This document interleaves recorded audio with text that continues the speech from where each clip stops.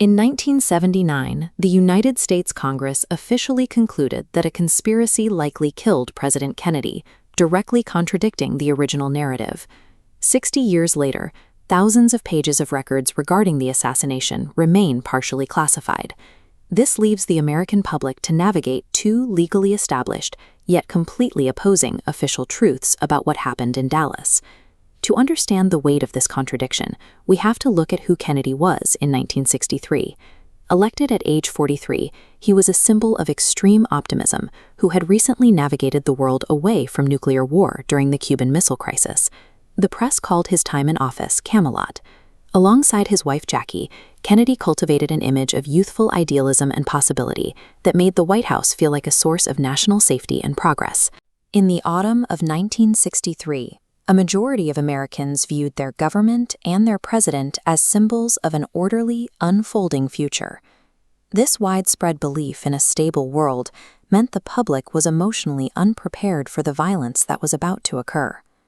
On November 22nd, the president's motorcade moved through downtown Dallas in an open-top Lincoln Continental. The route had been published in local newspapers, and thousands of witnesses lined the streets as the cars turned into Dealey Plaza. At 12:30 p.m., the motorcade entered Dealey Plaza. Multiple shots hit the limousine, striking both President Kennedy and Governor John Connally. The limousine accelerated immediately toward Parkland Memorial Hospital. Despite the efforts of the medical staff, the president was pronounced dead at 1 p.m. He was 46 years old. Watching the most powerful man in the world die on a public street in broad daylight forced Americans to confront a sudden reality. The government's protections were not absolute, and the sense of national security that had defined the era was gone in seconds. Within hours, police arrested Lee Harvey Oswald, a former Marine working at the Texas School Book Depository. At the police station, Oswald shouted to reporters he hadn't shot anyone, claiming he was merely a patsy who had been set up. 2 days later, nightclub owner Jack Ruby stepped forward and killed Oswald on live television while he was being transferred between jails. The murder ensured that the prime suspect would never stand trial or give a full account of his actions. To address the growing chaos, President Lyndon Johnson established the Warren Commission. This group was tasked with investigating the assassination and providing a definitive account of the events to a grieving public. In 1964, the commission reached a conclusion that seemed to settle the matter. They reported that Lee Harvey Oswald had acted entirely alone and that there was no evidence of a broader conspiracy.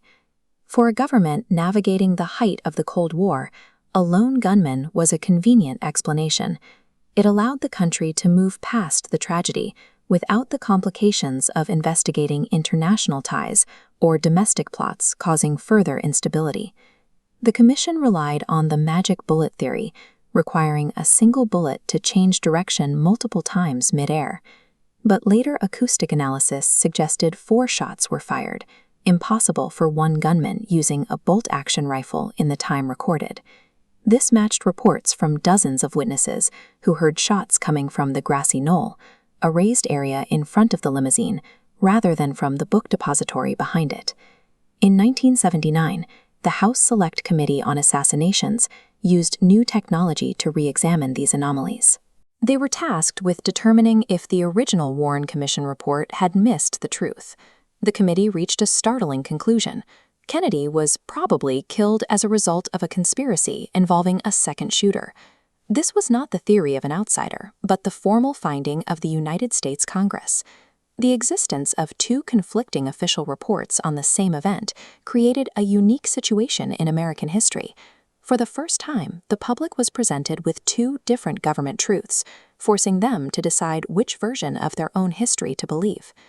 Today, the mystery persists because thousands of pages of documents remain withheld from the public. Despite modern promises to release all files, the government continues to cite national security concerns about an event that occurred 60 years ago. The contradictions born in Dallas established a pattern of public skepticism.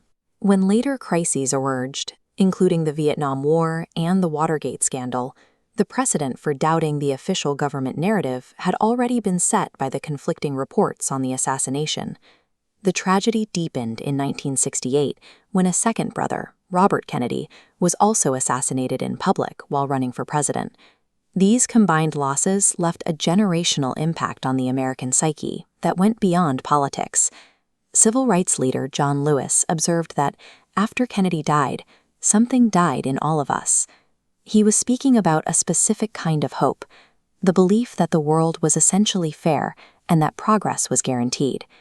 November 22, 1963, changed the American relationship with institutional truth.